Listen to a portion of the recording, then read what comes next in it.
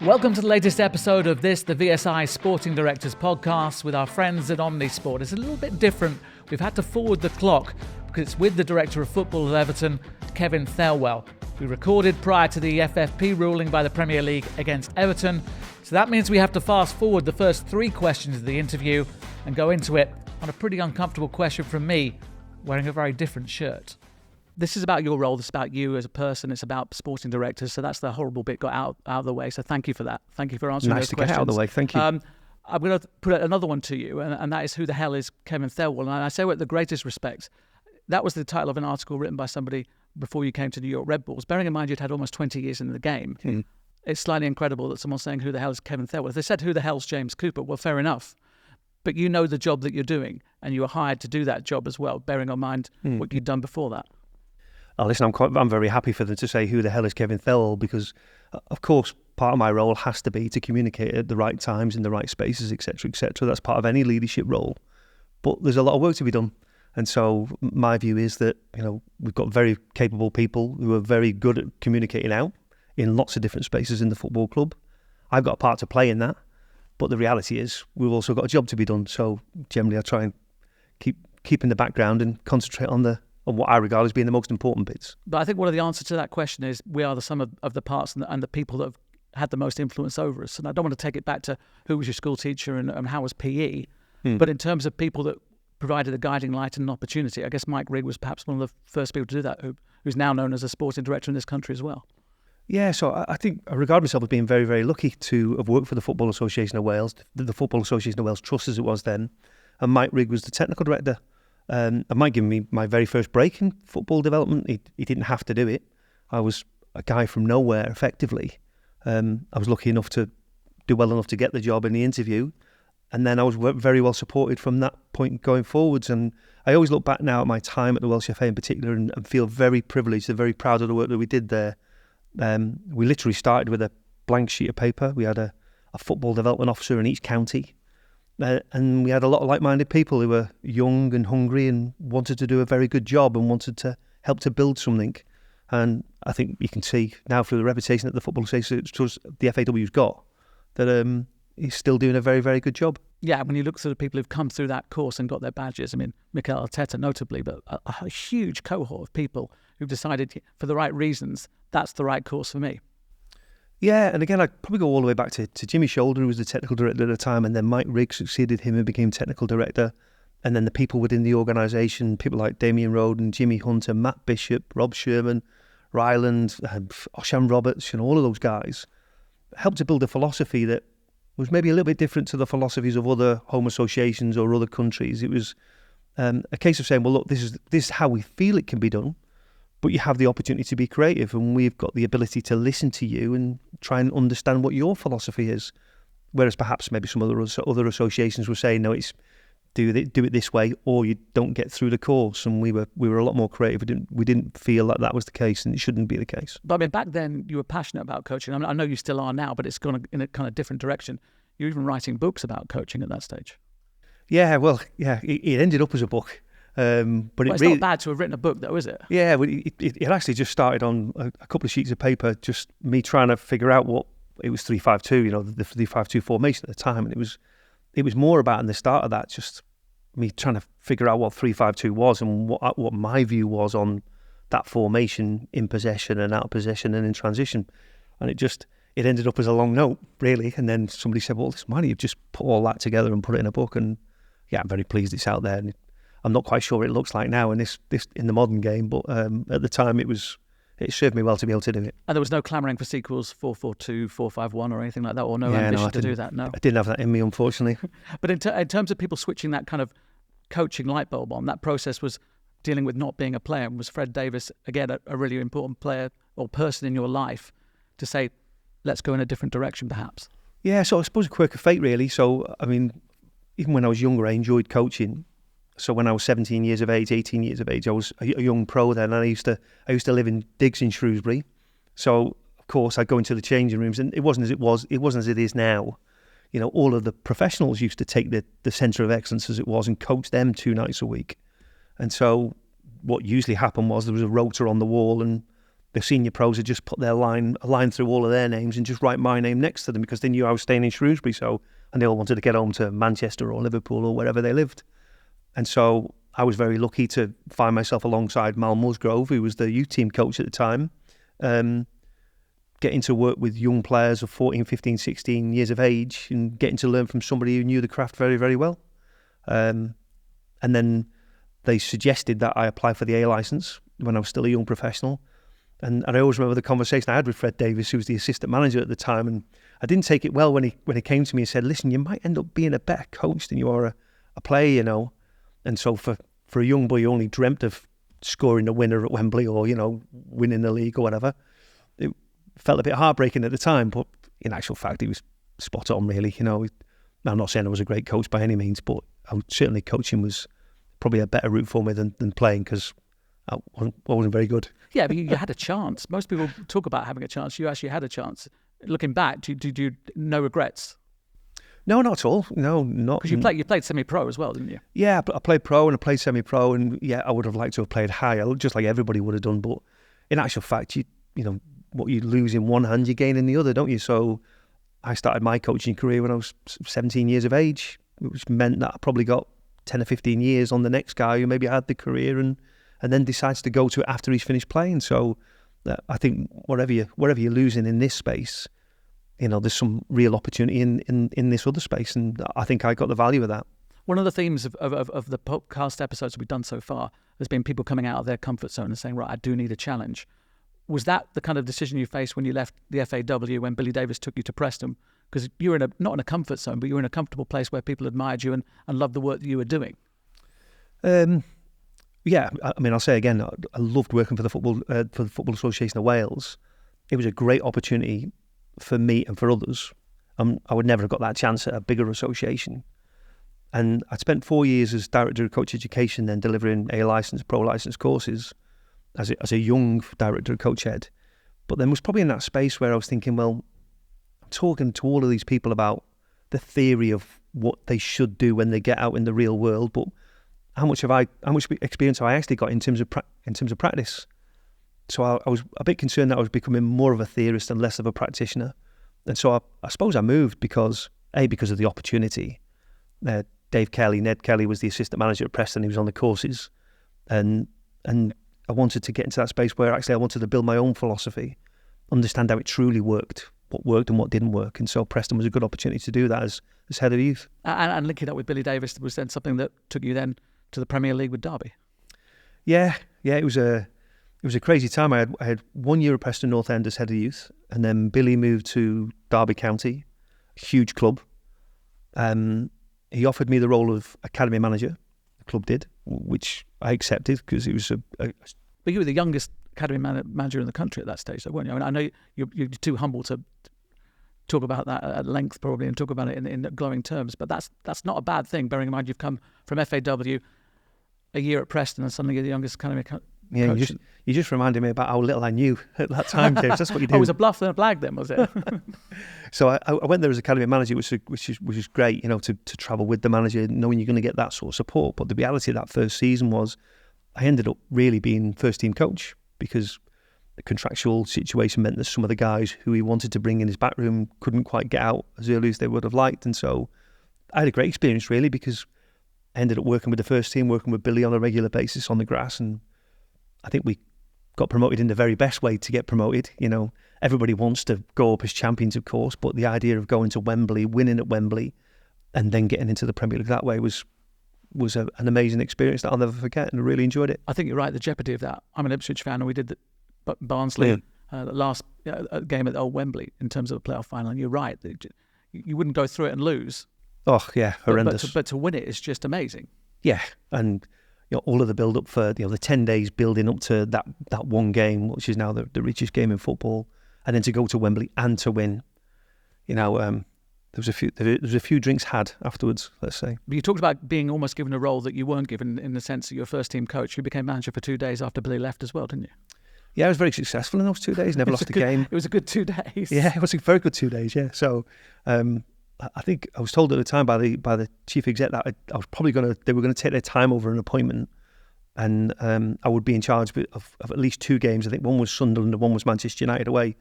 So I was very excited about that possibility. And then I think they must have watched me work on the grass for 2 days and decided, no, we need to go a bit quicker here. Come on, we need to get this fella in. So within 2 days, Paul Jewell was appointed, and obviously he moved on from there. But I'm not quite sure if I ever really saw myself as a manager or a head coach, or working in that first team space on the grass. I'd always been more focused on young players, youth development, those sorts of things. So it was probably a good opportunity for me to transition back. But was it even crossing your mind at that stage that you wanted to kind of be more strategic? I mean, I know that you went to Wolves and became academy manager at Wolves to start off with, but was it starting to cross your mind that I want to have more of a grip and a grasp on a football club rather than a part of a football club? No, not really. I think what happened, I always wanted to, when I left the Football Association of Wales, I always wanted to coach, and was still doing that at Preston, obviously at Derby. And then when I first went to Wolves as academy manager, I'd be out on the grass every day with the 18s and the 21s, either supporting sessions or leading sessions, whatever it might be. But I think when the EPPP came along from the Premier League, the Elite Player Performance Plan, it became very clear that there had to be a division of responsibility. You couldn't have somebody planning training sessions, going out on the grass and effectively going missing to the rest of the operation, for huge periods of time, and then expect them to come in off the grass and then devise a vision and a strategy and put process in place and governance and all that other stuff that academy managers now do. And I know some do lead the academy but stay on the grass, but have somebody who's very operational, and vice versa. And so I think at that stage, I realised I'd have to make a choice, and I chose to stay inside where it was a bit warmer. The cappuccino machine. That's what I decided. Even at that stage, there's cappuccino machines. What was it like being part of the fabric of a great club? Because my dad would always talk about Wolves. I mean, he was, again, an Ipswich fan, get another Ipswich mention into a podcast, but always talked with great respect about Wolves because he was from that era where Wolves were amazing in the 50s. What was it like being part of a huge vehicle like that, bearing in mind, I think you arrived when they were in the Premier League, but then subsequently double relegation and you're finding yourself in League One? Yeah, it was a brilliant, and it was a brilliant time and a brilliant football club. I always look back at the time that me and my family spent there. I was there for 11 and a half years, so I literally became part of the fabric. I was a Wolves supporter. Everything we did was circled around Wolverhampton Wanderers, really. And it has such an amazing tradition, an amazing history, an incredible fan base. They made a difference on more than one occasion, in terms of the games that we played.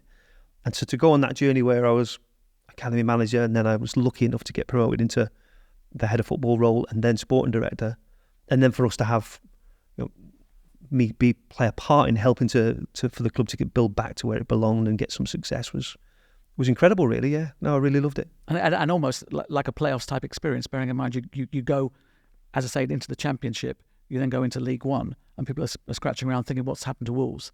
Suddenly a bit of investment, a new direction, and you're looking up rather than down. But it's not as simple as that, I know, on a daily basis when you're going through it, is it? Yeah, and some people look back now and say, well, maybe that was the best thing that ever happened to Wolverhampton Wanderers. The double relegation, it really allowed people to refocus their minds on what should be achieved, maybe start to figure out what the workforce needed to look like or the direction of travel needed to look like, etc., etc. But it's never nice. It's only one thing that happens when you get double relegated, and that's people who lose their jobs. And so that was a very difficult time for everybody at Wolves. But it did provide opportunity. It provided opportunity for young players to be given the chance to play in the first team, prove they were capable. And in that very first season with Kenny Jackett, I think lots of young players were given that opportunity and did a great job. And it allowed us to be very clear about what our philosophy would look like going forwards, and maybe reframe a little bit. And then also reconnect with the fan base, because at the time when we were going through the double relegation, well, there was nothing worse than being a Wolverhampton Wanderers fan. They were in such a tough space because they loved the club so much. So be able to serve something back, succeed in League One, get back into the Championship, and then succeed again and get into the Premier League, it created this bond again, this connection between the fans and the football club. And you can see it now. They're so strong at Molineux, and will continue to be, in my opinion, because of that bond that's been created. Maybe in the times that have gone by. Is that a hard thing? I mean, I liken it to perhaps your time at Everton, where it's a huge club with really passionate fans. Is getting the communication across to fans that you share that passion, you understand their emotion, and you're motivated by it as well, a difficult thing to do, bearing in mind most people on the outside are saying they haven't got a clue how to run this on the inside. Yeah, I mean, whether this is the right thing to do or not, I tend not to follow social media or follow those bits and pieces that are in the newspapers, etc., because there's so much to do. But if I start to follow those sorts of stories, then I end up losing focus on probably the most important bits, and then I probably do stuff that don't make any sense to anybody. But working under that pressure of a fan base that wants the team to succeed so much is not pressure really. It's an absolute privilege. You should be proud to do that. I'm proud to work for Everton Football Club. I'm proud to be put under pressure because it means it gives me an opportunity to achieve something and then prove that I'm capable of doing the job, hopefully. And I'm in a position that millions of people would want to be in. I'm the director of football at Everton Football Club, or I was the sporting director at Wolverhampton Wanderers. Well, when I look back, I'll think, how did they ever give me those jobs? So, I'm very proud to have achieved these things, and hopefully I can do well by them. But the argument I'm sort of saying is that those people are banging on the window saying they don't care as much as I do because I've been a fan for 50 years. Sometimes you have to have a little bit more presence of mind within the goldfish bowl, don't you? Yeah. So emotion can be, what I'm saying, a positive and a negative, can't it?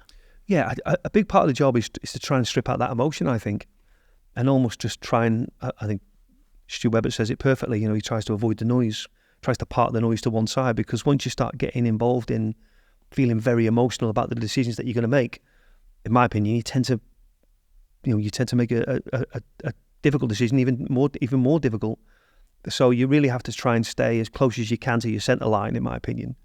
Almost try and keep this emotion to one side, and then just try and focus on applying your common sense, and hopefully you end up making good decisions more often than bad decisions. What's one of the valuable lessons you learned at Wolves dealing with different managers and different personalities, bearing in mind you start with Mick McCarthy, you have Kenny Jackett, and you end up with Nuno? Yeah, I think it's the beauty of football, isn't it? It's such a diverse workspace in lots of different ways. You look at the different managers that have come over the course of time. They're all different. They all bring their own personalities, their own characteristics. And you could say the same for, in the space that I operate in, board members, directors, chief execs, chairman.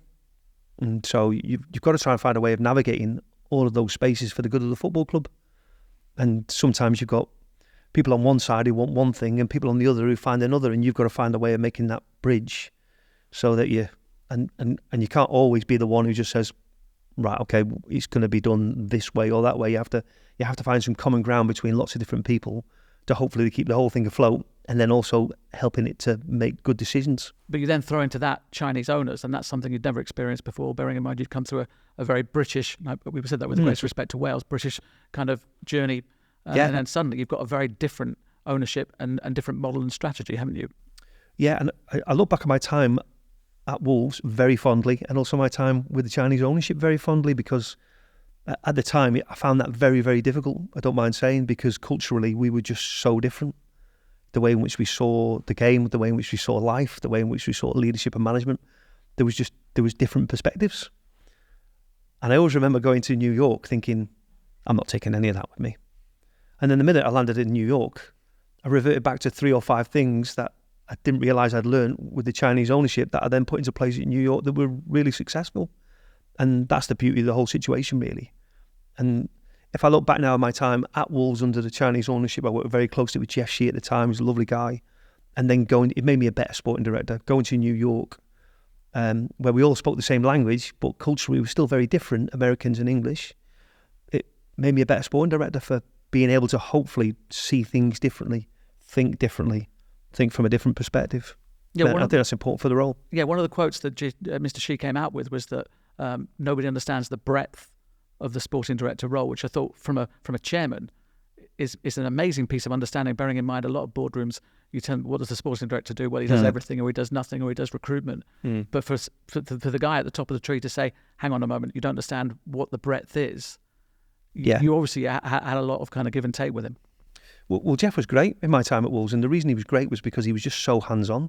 So I could literally, any stage, knock on his door, walk into his office, and he would see me.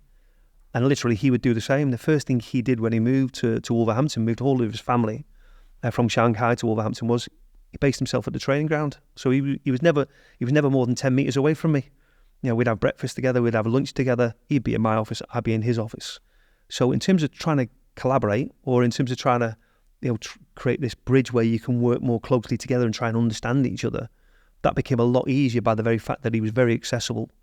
And if I thought something was important, he would also think it was important, and vice versa. And so it gives us a real opportunity to then build something that hopefully stands Wolves in good stead. And when you talk about building, you're then involved in recruitment for people to be your staff, perhaps for the first time on a major basis. You mentioned Stu Webber; he was there with you. You're head of recruitment. How did you go about that in terms of finding the right people for the right slots? Was it by reputation? Was it, in terms of a lot of those people have become sporting directors and have gone on to have big careers in the game? But how did they start? How did they come to your attention, and how did you build that network?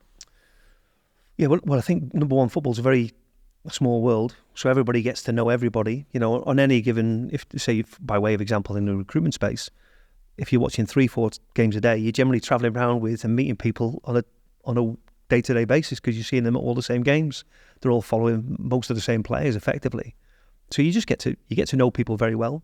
Of course, you've got an application process, and you've also got executive search that helps with some of these things at different times. But generally, you get to know who's strong in the industry just by the very fact that you get an opportunity to spend time with them, or you get an opportunity to talk to other people about them. And so I thought I was very lucky. I got a chance to work with some great people. Stu was one of them. He's gone on to have a fantastic career and has done and is still doing a brilliant job at Norwich City. And so there's two things there really. One is just, in my opinion, knowing who you are. And of course you want somebody who's like-minded, but you also want somebody who's going to bring difference as well. We're back to that diversity piece, people who see the world differently. For me, the centre line was always find people who are young and hungry in terms of their personality and really wanted to drive something on. And Stuart Webber's a good example of that, as there are many examples of people that I'm working with now or have worked with in the past. You used a really good word in the terms of noise, and the noise around Wolves right then when they were kind of going in the right direction was all down to a super agent. It wasn't down to anybody at the football club, and I guess he had a role there, but blimey, there was an awful lot of people who contributed to the success of that story.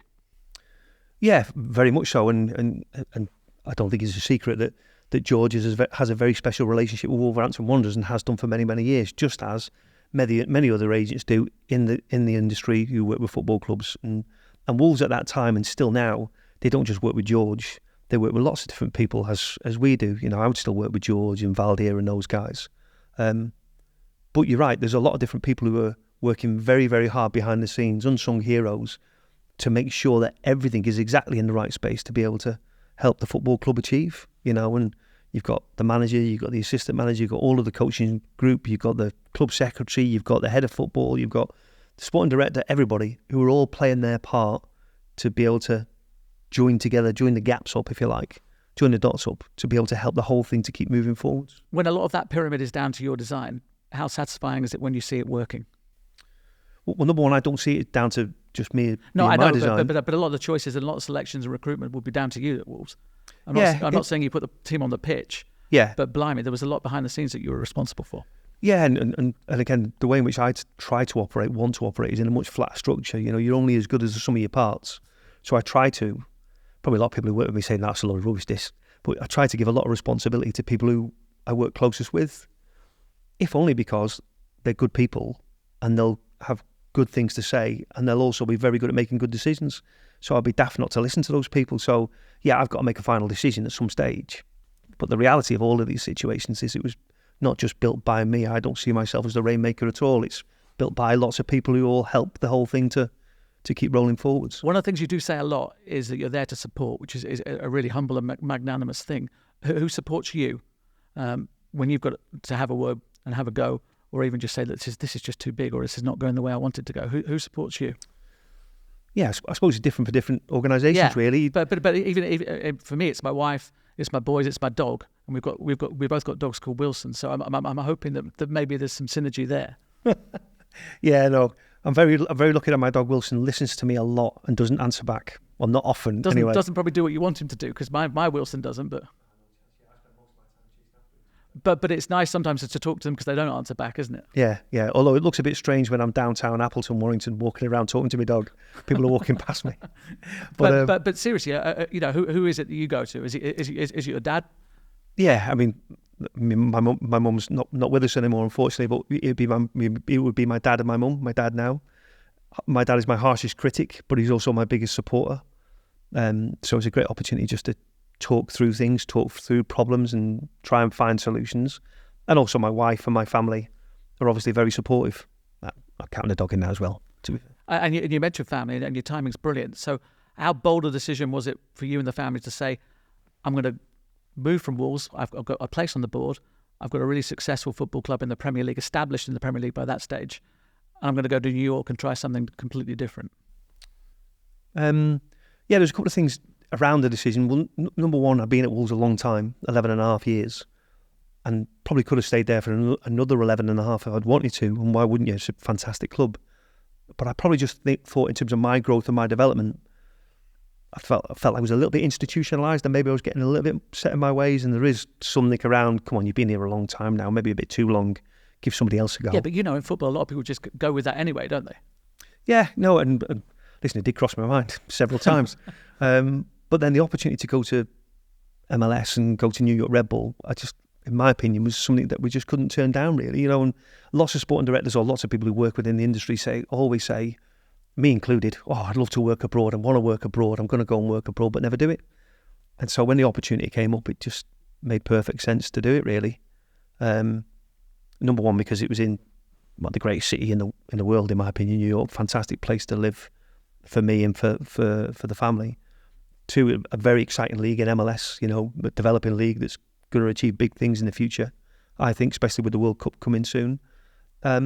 And also to be part of that Red Bull group, so to be in the States and help to build something, but then also have this connection with Bragantino in Brazil and Leipzig in Europe, etc., to help to start to understand this multi-club model and this ownership piece. That's where football seems to be going. Lots of people are doing it similarly now. It was very interesting for me. All three things were really interesting. So yeah, and I look back now on the 2.5 years that I had there. It was a brilliant experience. My family loved it. We'd go back to the States again. We'd go back to MLS. And I think I'm a better sporting director for it. One of the great answers you gave to someone who asked you about what the job's about, you said, it's my job to look in the crystal ball of doom, which I thought was really good. And it probably says, what's the worst case scenario? Even peering inside that crystal ball when you go to New York, you don't know COVID's around the corner, do you? Because within a month, everything's shut down. Yeah, God, when you say crystal ball of doom, it sounds like a horrendous existence, doesn't it? But that is the reality. You're consistently looking for, start with the end in mind, looking at what's the very worst that can happen and sort of work back from there. And yeah, literally from the moment I landed, COVID struck. And so it was a very surreal experience for everybody, not least me and the family, because it made it more difficult for people to travel and so on. And it made it difficult for us to come back to the UK at different periods. And then also in terms of a working life, it made it very, very difficult to build relationships, or we had to build relationships in a very different way, just like everybody did. So, but again, I look back on my experience at New York Red Bull in a really fond way. We loved it. We loved living out there. We loved the football club was great. The organisation was great, and we got a lot from it. Did that time also give you a little bit of breathing space in terms of putting a strategy down, because nothing was really happening? Yeah, so it gave an opportunity maybe just to have a little bit more thinking time, for sure. And the last thing I wanted to do was move from Wolverhampton Wanderers and roll into a football club in the States in a different country, and then just start to say, well, this is how we do it in the Premier League, and this is how I do it, and this is my MO, and you follow me, because A, that's not my way, and B, it's just not right at all, is it? So perhaps it gave us just a little bit more time and space to be able to allow me to have more conversations, ask more questions, figure out where people thought we were really strong in this space, where they thought the big rocks were in terms of the things that we needed to change, and then start to be a lot more collaborative in terms of solving some of those problems. It's funny, when we do these podcasts, there's names that spring up as what good looks like, and Paul Mitchell is one of those people that this is what good looks like when it comes to sporting directors. And I guess that was on the attraction of the job, although again, crystal ball of doom, he's not there much longer than you are there, Yeah, no. After you got there, sorry. Yeah, no, the opportunity to work with Paul was a big pull to move, without question, because he is one of the strongest sporting directors in this space. There's no doubt about it. He's done a fantastic job wherever he's been. So the opportunity to work directly with him was very, very attractive. And then lo and behold, me and my wife moved into an apartment, we're putting together furniture, and he's disappearing to Monaco. So that was a shame. But I'm still glad I took the opportunity, and I didn't take the opportunity just for Paul. And again, I got the opportunity to work with Ralph Rangnick. I got the opportunity to work with a very good GM in Marc de Grand Prix, who's still at New York Red Bulls now, doing a fantastic job, and other great people. And also, I think it allowed me to really start to learn a bit more about me and how I might solve some problems in a different way that best suited a new football club. In terms of Ralph Rangnick, I mean, people in Manchester think they know the person because they saw him manager as Manchester United. That was a job that he took, but as a sporting director, completely different fish, and in terms of his intellect and the way he went about things. The guy's a problem solver, isn't he? Yeah, and I think Paul Mitchell and Ralph Rangnick is a very strong partnership, isn't it? You know, you've got two very, very strong-minded people who are very clear about what direction of travel looks like and are very, very good at the job. And so to be able to sit underneath those guys and be able to pick up the phone and talk directly to them and be sat in meetings with them on a weekly basis and, you know, take information from them and figure out how we can use that to our advantage was something I learned a lot from. And also, I guess, buying into a vision that's short-term, middle-term, long-term. That's probably how they run things, isn't it? Yeah, well, I think the City Group and the Red Bull Group, you know, Red Bull Soccer International as it is, are two of the strongest ownership groups in the world, aren't they? And they're strong for a reason. You know, Red Bull has got all of the football clubs aligned and they're creating a very strong plan there. But they've also got this other Red Bull world that sits around a lot of other sports. So they're able to pull on a lot of information, you know, a lot of expertise, a lot of intelligence that's going to help them to be better. And so to be part of that world, yeah, it was a really good opportunity. And how does that work and kind of manifest itself on a kind of weekly basis? Are you tapping in and having communication with people throughout the network? Is that a regular thing so that everyone's kind of pulling in the same direction, but also learning from each other? Yeah, so there's a couple of things that went on while I was there. We'd have a weekly sporting director meeting with all of the sporting directors from all of the different clubs and talk about lots of different things, really. Continually on the agenda was stuff like, okay, how are you building your vision? What are you doing about strategy? What are your processes around governance? What's your meeting schedules look like? How are you finding an opportunity to be innovative? Where are you finding competitive advantage? So 2 hours every week with different sporting directors in my role across different parts of the world and learning about their lives, but also how they're solving their problems, and then being able to steal some of that, as all good sporting directors do, and put it into practice at your own club was worth its weight in gold, really. If you then add, like I say, that wider Red Bull world, you know, there's got so many sports, so much intelligence, and be able to tap into that sort of hub, then again, it was just an invaluable learning experience. So I learned so much from it, and so pleased that we took the opportunity to go. And looking in from the kind of outside in, it looks to me that the achievements there were kind of taking down the average age of the squad, having a pathway for young players, and being a bit more creative when it came to transfers. You were looking at parts of Europe and bringing people to America rather than exporting the other way. Yeah, very much so. And the Red Bull way is build young, hungry teams, give young players opportunities, play in a very clear playing identity, you know, a very clear game model, and then start to connect with Bragantino in Brazil. You know, can we do something in the South American market, bring young players into North America, grow them up, give them experience and opportunities, and then see whether we can help with Leipzig and perhaps some of them translate into that space. So there was a lot to get your teeth into. And by the very nature of which American sports is set up, because there's no relegation, there seems to be a bit more patience and a bit more opportunity to be able to build a stronger, or a bit more time to build a vision and an identity and a strategy. And that's something I really enjoyed.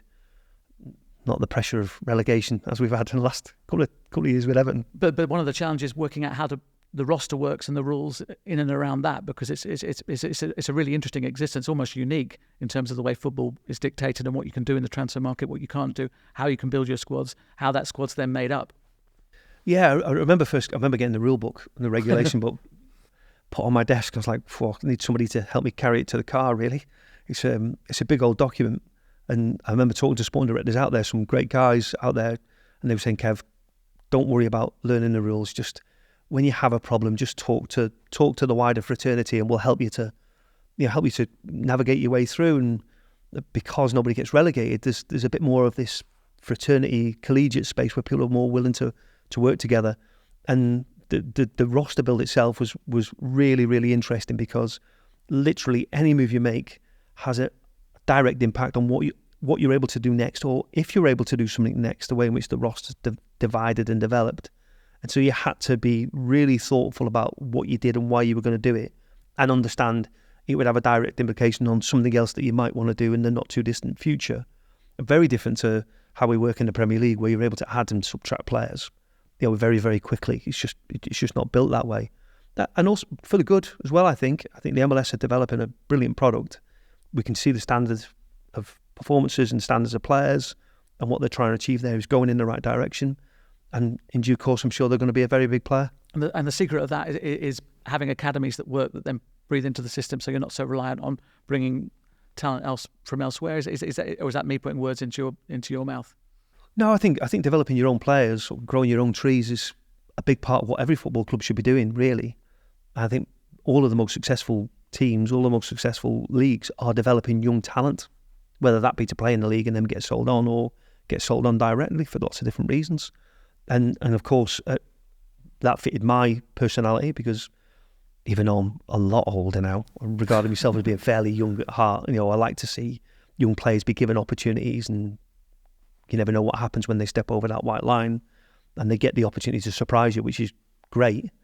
And so being at Red Bull, where they believed in young players and believed in young people and wanted to grow a very young team that could achieve something, be ambitious with it, was a very exciting project. I think the most intimidating thing for me, if it had been me, would be they're making a job title for me. I'm head of sport at Red Bull. Yeah, very posh job title. It's a good job title. Did you have to kind of dig down and work out what it all meant? Or? No, there was a lot of talk in the media then about what is this role, what they've created, who is this person? Yeah, so, they made it very clear to me at the start, and Mitch made it very clear, look, we've got a sporting director. We think he's a very good guy. We'd like you to support him and help him to be better. But then also there's a wider responsibility, which is to work within the group, work with these other football clubs to start creating this global vision, this global strategy.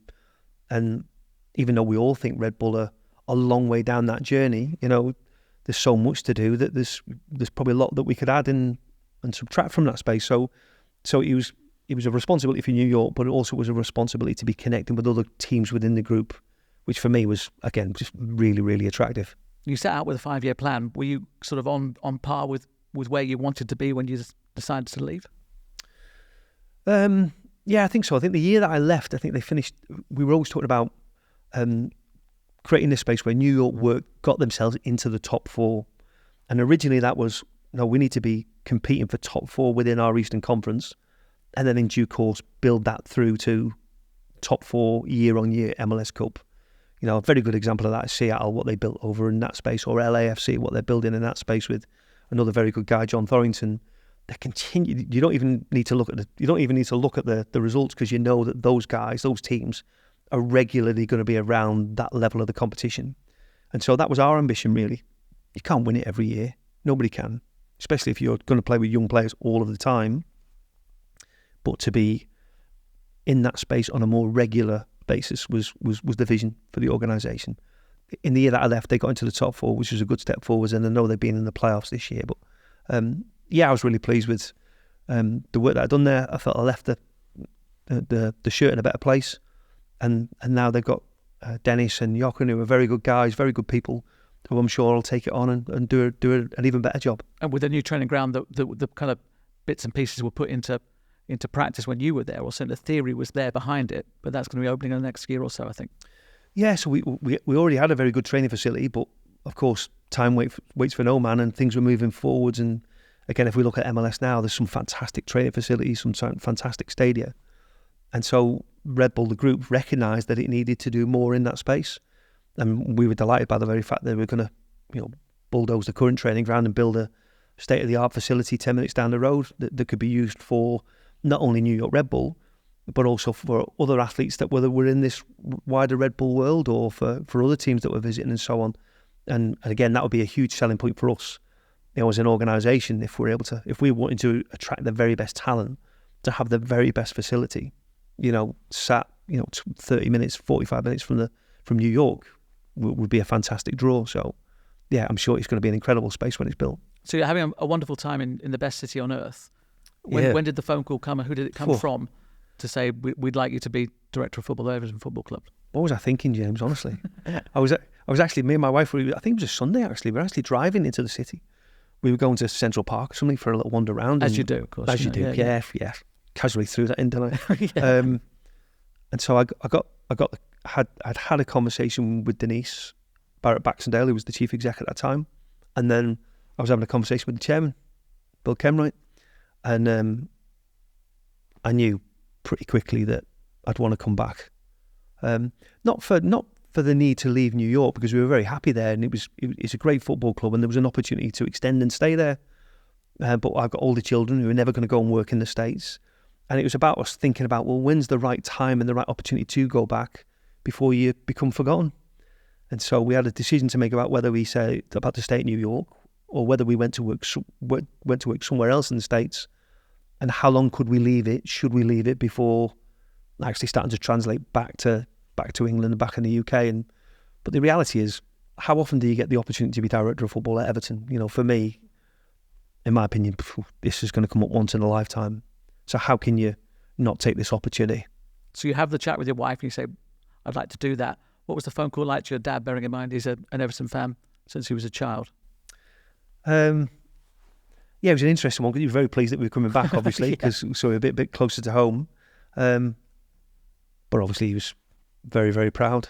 You know, he has been an Evertonian all his life. I've grown up with all of those stories of, you know, him being in the Gladys Street end since he was 5 or 6 years of age, going to games, being carried on his dad's shoulders and watching the game from that spot. And so the chance for me to be director of football at his club and to be hopefully able to make a difference. And he tells me when I don't make a difference, he tells me, by the way, was something that I couldn't turn down, and something he was very, very, very proud for me to do. Is he a good kind of valuable barometer as to what is being said by everybody? Is he telling you the truths that maybe other people wouldn't tell you, in terms of what the fan base are thinking, in terms of the reactions and all those sort of things? Is he a good lightning rod? I don't know. I don't necessarily know if he's a translator of information from the stands, but politely I'm asking, does he give you both barrels if it's he's beating not me working? up. Yeah, he's beating me up if it's not going right. Yeah, regular, but in the right way. I'm very lucky, as we all probably think we are. I've got the best dad in the world, because he's taught me the difference between right and wrong, and I'm very lucky that I think he's instilled in me a lot of working class values, which I'm very proud of. You know, honesty, hard work, respect, humility, all of those things. And so, quite rightly, he's my harshest critic, as I mentioned earlier, but he's also my biggest supporter. And so he's somebody to go to when the dog's had enough and just start to turn off to me chatting to him, to be able to chat it through with my dad. And obviously he knows it better as well as anybody, because it's his club as well. You mentioned the chairman as well, and I just want to kind of cover that off in terms of your thoughts about him as a person, because it sounds like a special person. I've met him a few times, but I can't say I know him. You knew him. What was Bill Kenwright like?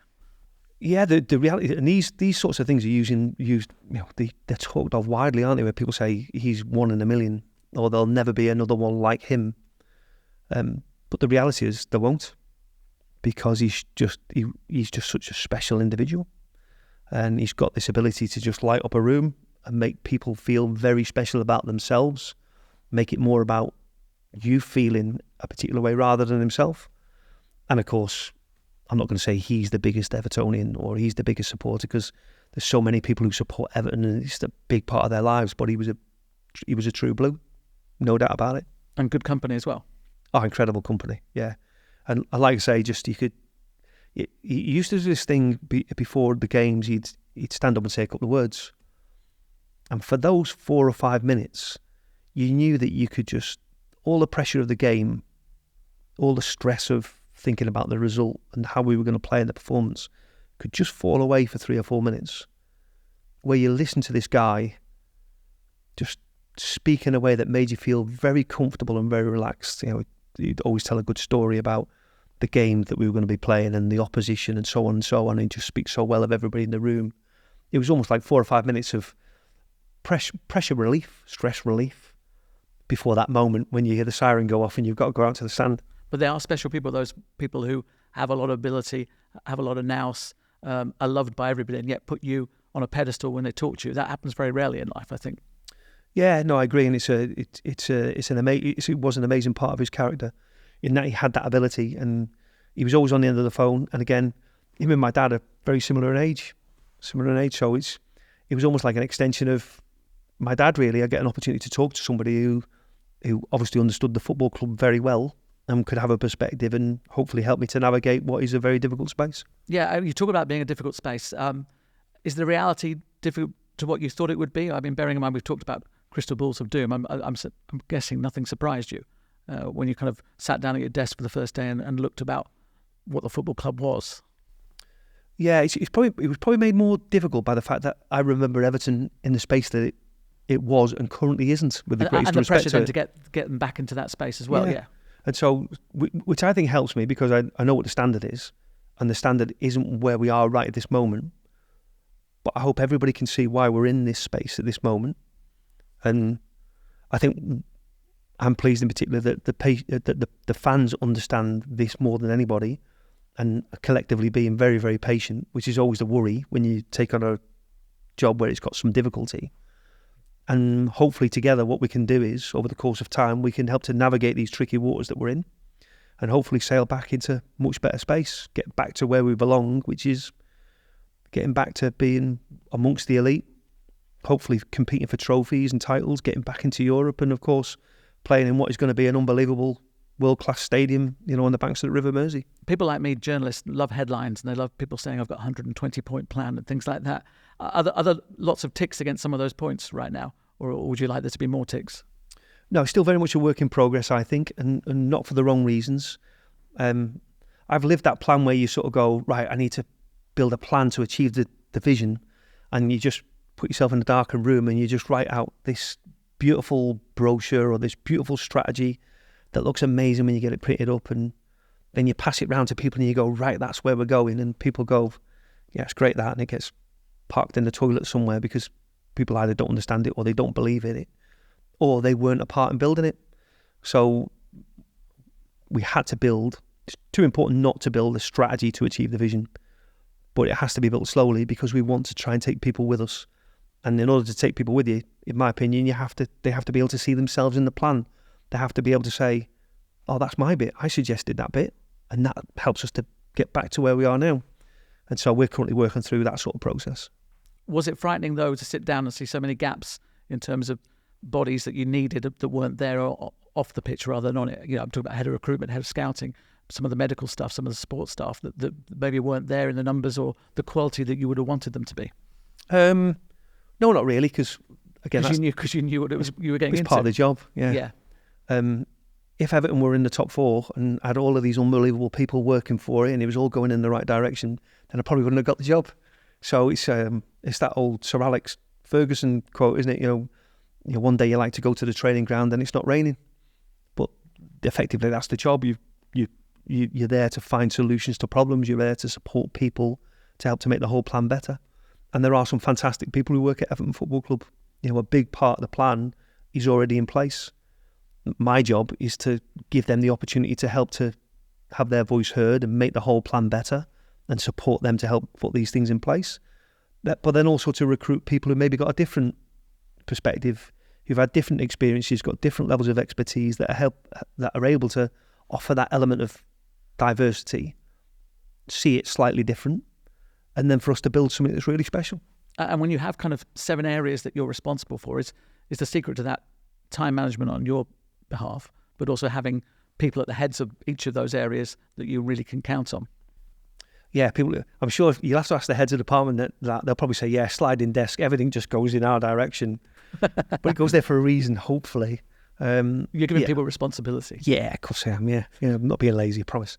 But my view is, again, I might have said this earlier, but you're only as great as the sum of your parts. And so you're trying to recruit individuals into those heads of department roles that are very, very capable. And then why would you not use that expertise, that ability, those experiences those guys have got to help you make better decisions? And so that's exactly what we do, really. Try and talk to those guys as much as possible about areas that are within their domain. And between us, we come up with an informed decision. That includes either the head of the department, sometimes that'll include Sean as the manager, depending on what the problem is, and so on and so on. But almost all work together to come up with the right outcome. And in terms of the role of sporting director, how's that evolved whilst you've been doing it? Is there a greater understanding across football, or is it kind of horses for courses in terms of different clubs have different understandings and different requirements from someone being the sporting director or director of football?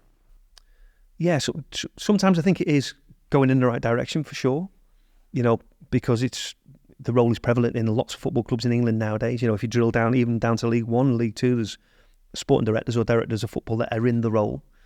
And then other times I think, have we got as far as we would like to?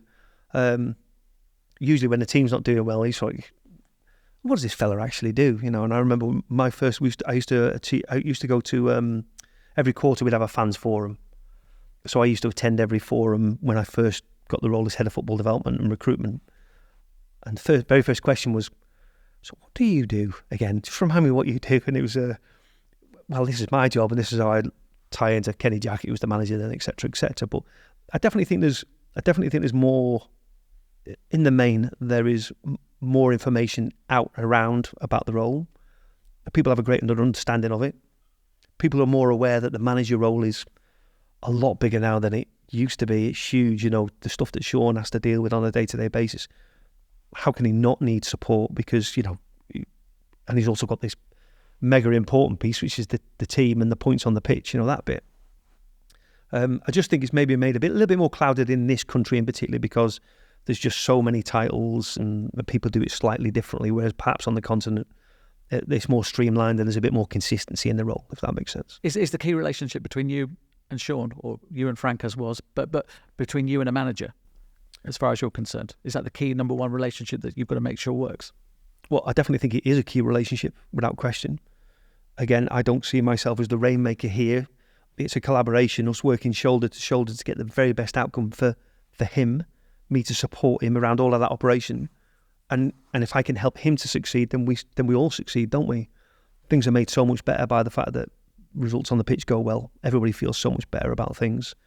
But there are other key relationships. The heads of department are key relationships. The chief exec and the chairman and the owner are key relationships. So there's multiple stakeholders really that I think you've got to find yourself, or you've got to find a way of building relationships and connections to help you get the very best outcome. And you've humanised the role really, really well. I know how much respect and time you had for Frank Lampard. How difficult was it to say, it's not working, we're going to go in a different direction? I mean, that's never easy in any sort of job for a boss or a colleague to say, hang on a moment, that's done. No, any of those conversations are difficult. Is that the most rubbish part of the job? The kind of links all the clubs you've been at, when you've had to have that conversation with someone, whether it be the manager or somebody else, and say, look, it's not working? No, I'm sure there's more difficult decisions than that. If you look at, if you go all the way back to being an academy manager, telling a young player and parents that they're not going to be taken on as a scholar or taken on as a young professional, they're difficult conversations because you're looking at young people in the eyes. And so talking to a manager and saying that we're not going to continue with you in the role is also very, very difficult. But I think what you have to try and do in these situations is just be as honest and as fair as you possibly can be over the course of time, and then be as supportive and as clear and as concise as you can when that time comes, if it comes. But yeah, it is a difficult space to be in for sure, because you want that person to succeed, because if that person succeeds, the team succeeds. If the team's succeeding, the football club's succeeding. And so to have to move away from somebody and go to somebody else means that you're probably not going in the direction that you really want to go in. And it's nice to have that recruitment kind of situation and bringing someone like Sean Dyche in. And I guess you saw in him somebody who embodied the kind of qualities you were talking about that you wanted Everton to aspire and reach rather than fall short of. Yeah, and I think I regard ourselves as being very lucky that someone like Sean was available. He's been a Premier League manager for a long time and done unbelievable things at Burnley with very, very limited resource. And so for him to be available, obviously keen to have the job, and for us to be able to build a relationship very quickly, and he's very, very collaborative, very easy to work with. I feel it's going in the right direction, and hopefully we'll continue to move in the right direction. Is it one of the harsh realities of your kind of existence in the role that people on the outside, and I'm talking about fans, but also the media, judge you on transfer windows and not the other 6 facets of the things that you're looking after? Yes, no, really. I've got a very... It's more than recruitment is what I'm saying. Yeah, no, and I've got a very pragmatic view on this, because the reality is that our biggest level of spend will come on those players who walk across the pitch, in terms of the transfer fee, in terms of the salaries, in terms of the agents' fees. So without question, we have to try and get that right as often as we possibly can. And you are going to get judged on what the team does. But behind that, I suppose it's that greater understanding of a lot of different things that are being put in place, not only to help us to get back to where we belong, but also to keep us there, and there's a big body of work that's going on by a lot of people to hopefully build a successful plan to allow you to do those things. Because what we don't want to do, by way of example, Everton, we don't want to just go there and come back down again. We want to go there and stay there, maybe even go on a step further.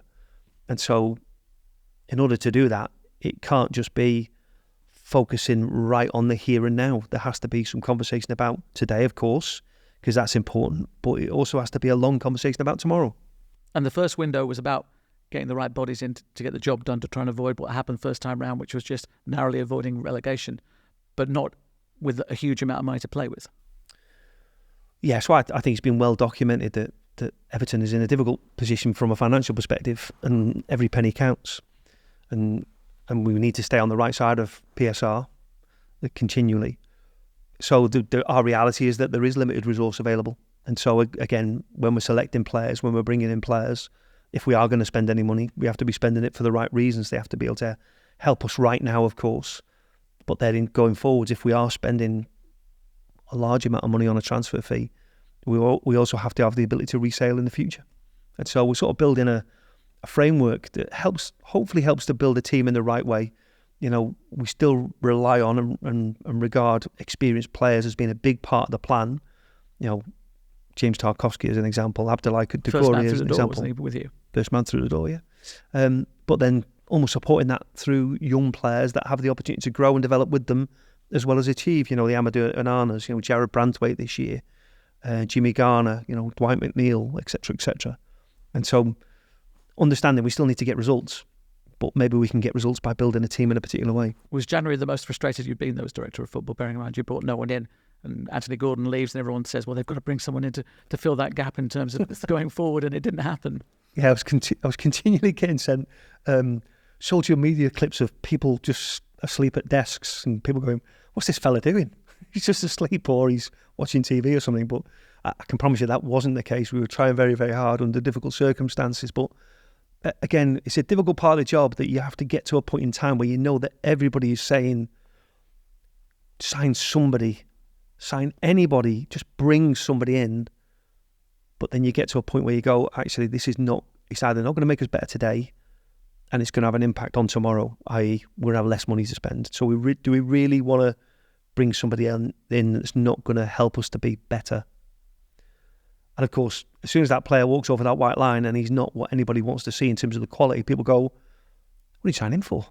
He's not particularly good. So that's a tough part of the job, because we know that people want to see you sign players for the right reasons, because they want to see the team get better and develop. But when you get to a space where you realise you're not able to do that in that small January transfer window, then hopefully you make a difficult decision, but the right decision by keeping your powder dry. You spoke really well in a recent interview about the emotions between surviving in the Premier League first time and second time. The first time was kind of joy and relief and almost celebration. The second time was this almost feeling of resignation, in the sense that, hang on a moment, we didn't want to be there again, and we certainly don't want to be there again now. We don't want to make it three times. Is that accurately kind of conveying the emotions? Yeah, the first time was a feeling of joy, really. It was a celebration of Everton is in a low moment, a very tough moment, but everybody has come together to be able to solve the problem.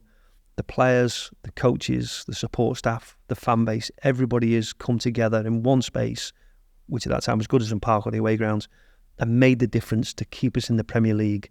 We are not going to be here again. This is just one moment in time.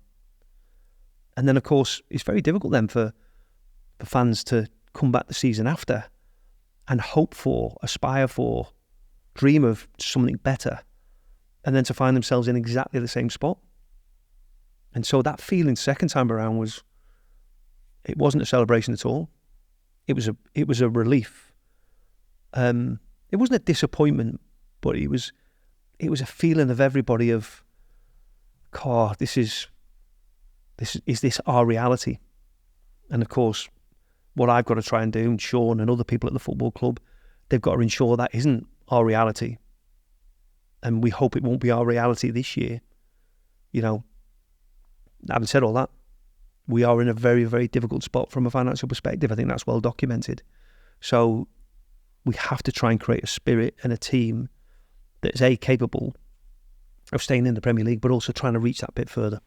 And so we're hopeful of trying to do that this season. I imagine the way you ticked on your iPad, you probably had A-list, B-list, C-list, D-list, depending on what targets you could have, where you'd be playing your football. So was it nice to go into a season thinking I can get my A-list sorted? Oh, yeah, but at some stage you have to make that crystal ball of doom stuff, the crystal ball of doom stuff. You have to make a decision about when you're going to turn towards planning for the Championship.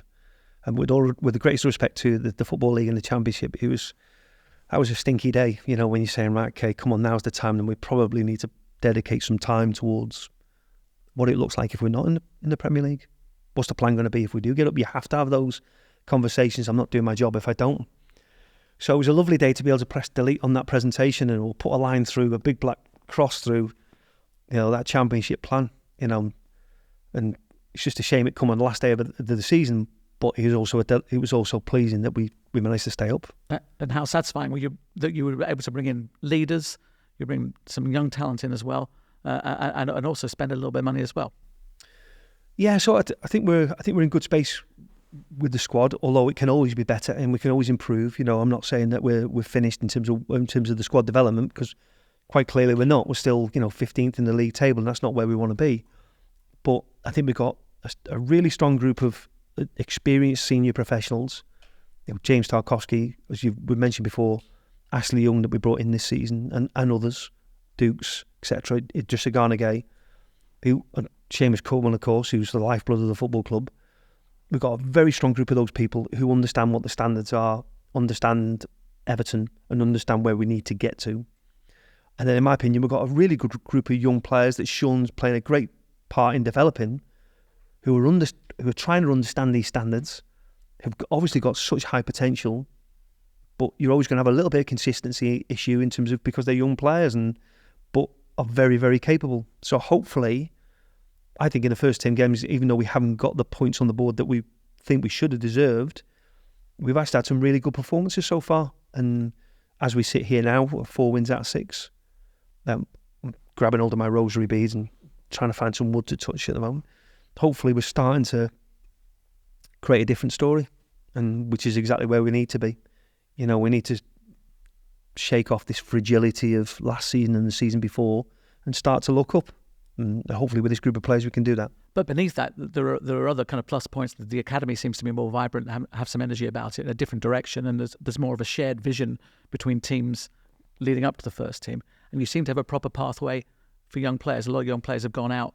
Jared Bramthwaite, you mentioned, had really good loans rather than sort of staying and festering and not getting games and not getting the kind of maturing experience that you'd want them to get. Yeah, I think alignment of football club is really important.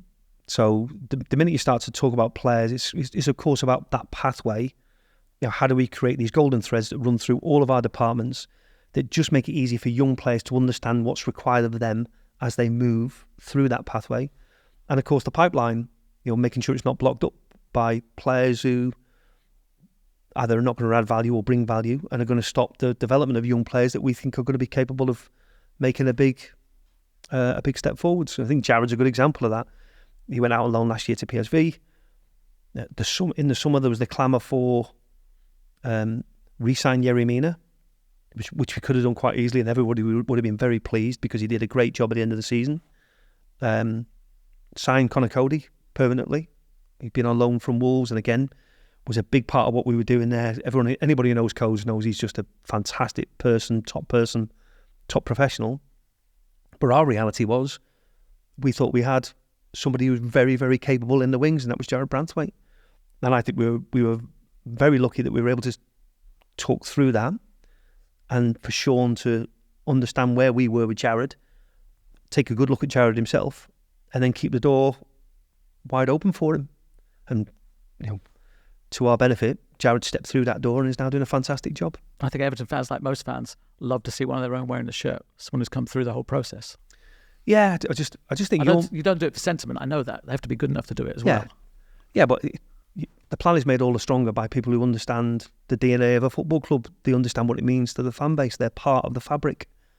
they get what it is to play for Everton, which is not an easy space at sometimes. And so for the fans to have one of their own who reflects all of these values, all of these behaviours that they hold so dear, or should hold so dear, is important, isn't it? And so, for Jared to be a young player that was brought in from Carlisle, and then for him to make that step now at 21, 22 years of age and do so well with it, I mean, he's been amazing so far. Do you look around now, it's sort of almost 2 years in, and it's not quite 2 years, I know, and think there are less things on fire? That fire's gone out over there, and I'm pleased that's going in the right direction. Or am I trying to make it all poetic and romanticise it? There's still plenty to do, for sure. I remember saying to my wife when we came back from New York, I said, well, it's going to be a year, like 24/7. You're not going to see a lot of me. It's just me getting on with the job, and let's look back after a year and figure out where we're up to. We're now 18 months in, and I'm like, probably need another year, really. Just it's become a 1 year plan. You and the dog. become a 2.5 year plan. So there's always plenty to do. And we're right at the very start of the journey still, because we've got a lot of problems to solve. But you hope, with a new stadium on the horizon, with a development of a new team that has these young players in it, with these senior players, a new management staff that are doing a very good job. We can see that the things are starting to trend in the right direction. Let's hope there's some calmer waters ahead and we can navigate through. And of course, we've got investment to take over that's on the horizon too. So we're hoping that the future's bright, but we're not quite there yet. Everton fans would want me to ask you whether it's going to be the same January as last January. I'm not expecting a fulsome answer or even maybe an honest one at this stage. Yeah, well, again, probably the answer is right at this moment, who knows? Because we are in the middle of a takeover and we're not quite sure how long that takeover is going to take. And so, and we are in the middle of an independent commission around PSR. So I think the best answer I can give you is I'm not quite sure what the answer is to that. Having said that, we have to plan for every eventuality. So the one thing that they can depend on is that we are going to be looking at every circumstance to see if there's ways in which we can improve the team. I said this was about the role. I want to finish off just talking about the role. What is it that excites you the most, gets you out of bed in the morning, but you're most proud of, what you enjoy? Is it mixing on the training ground and watching the first team go through their paces and watching Sean work and helping him? Is it, as you say, maybe telling an academy player and his parents, yeah, you've got a chance? What is it that kind of makes you tick and think, this is why I'm proud to be a sporting director or a director of football? It's a really difficult question to answer that, because the role is so varied and you've got responsibility for so many different parts that you can get value in lots of different ways on any given day. You know, it's developing a head of department, having a conversation where you feel as if you've helped them to develop in that leadership and management space. Conversation about the game model and football philosophy, and you find a way to be able to talk about how we should be playing across all of our age groups. Seeing young players be given opportunities with the first team, seeing young players be given opportunities from academy to 20, young teams to academy to 21s, young players making their debuts in international arenas. There's so many different ways to gain value from the role, and that's what it makes it. That's what makes you get out of bed in the morning. You have an opportunity to gain so much value in so many different ways through so many different means. The end game, of course, is getting Everton and its teams all in a space where they're continually succeeding over a longer period, and that's what we're all aiming for. You know, we're all aiming for a men's team, a women's team, academy groups that are all sailing in the right direction, and then we have a sustained, successful plan for time going forwards, which is exactly where Everton should be as a big club in this country. But I also get the sense that you're not scared to learn, because some people are, and they think I'm a finished article at whatever age you are, and I'm here to pronounce what goes on. I'm here to educate rather than be educated. That's not how it works, is it? Well, not for me, it doesn't. You know, every day I'm learning something, and that's why I say to you, giving opportunities to young people. I can say that now because I am old, as we both are, James. You get surprised by them, and then that's not just young players, that's young heads of department. They say something or they do something when they've got some trust and some confidence and they're comfortable in a particular environment. They say or do something that surprises you and shows you that they're developing in a really strong way. I get the benefit of that, because they would then say, well, that idea is better than my idea by a mile, so let's do that. And so we all gain from that process. So yeah, it's a really valuable part of the job. Just a final point, you said kind of Fred Davis broke your heart by saying you wouldn't be a player. Would he be amazed, surprised, relieved, impressed that you are where you are, sat there as director of football at Everton Football Club? Oh, I don't know. You have to ask him that. He'd be scratching his head, probably going, "This fella was a terrible player who's now sat as director of football." Oh, yeah, I think he'd be very pleased. And I'd also be very grateful for the conversation, because the reality is, at that time he was right, and hopefully that set me off in a direction where now I'm able to add some value. And the reality always comes down to people and relationships. That's the secret of what you do. Yeah, I think, what was it, the Michael Jordan quote? It takes more than one finger to lift a pebble. Everybody's got to play a part in helping to build something. I've said before in this conversation, I don't see myself as the rainmaker at all. I see myself as part of a wheel, really, with lots of different moving parts. And my job is to support people or support the football club to get better. And so it's exactly that. It's about people. It's about connections. It's about relationships. About trust, and us all understanding what the vision is and then heading in that direction. Thank you so much for talking so passionately about the journey you've made, the journey that's going on. Good luck with Everton. Let's hope it's third time lucky, and it's a long way away from anything that looks like relegation or the premise of that. And have a good January as well. Thank you very much. Yeah, appreciate Kevin the time. Thelwell's been my guest. It's been a fantastic episode of the Sporting Directors podcast with VSI, and of course our sponsors, Omnisport, from this beautiful studio. Keep an eye out for the next episode coming very soon.